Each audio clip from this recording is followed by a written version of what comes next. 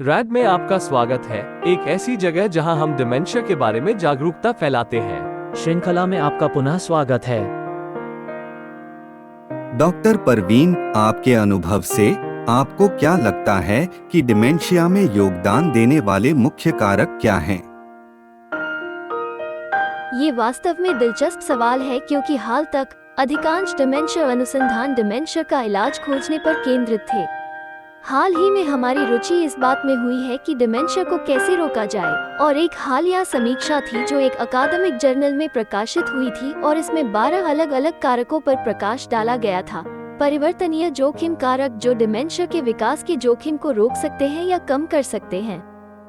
ठीक है, तो क्या आप बता सकते हैं कि शीर्ष 3 कौन से हैं?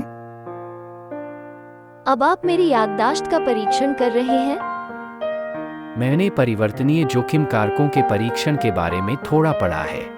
उनमें से एक आहार हो सकता है। तो जब आप उन 12 परिवर्तनीय जोखिम कारकों को लेते हैं, अगर हम इसे अपने दैनिक जीवन के बारे में बदल सकते हैं और इसके बारे में आसपास के लोगों को सूचित कर सकते हैं, तो क्या इसका हमारी आबादी पर प्रभाव पड़ेगा?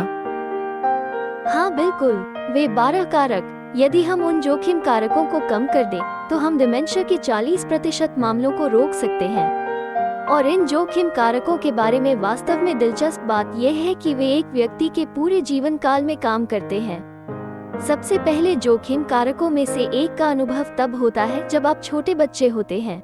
इसलिए जब भी आप यूके में प्राथमिक शिक्षा प्राप्त करते हैं, तो वो 5 से 11 वर्ष की आयु के बराबर होता है।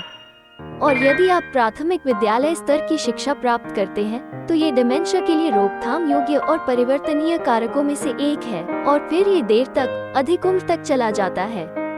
बुढ़ापे में अकेलेपन को रोकने से आपको डिमेंशिया विकसित होने से रोका जा सकता है।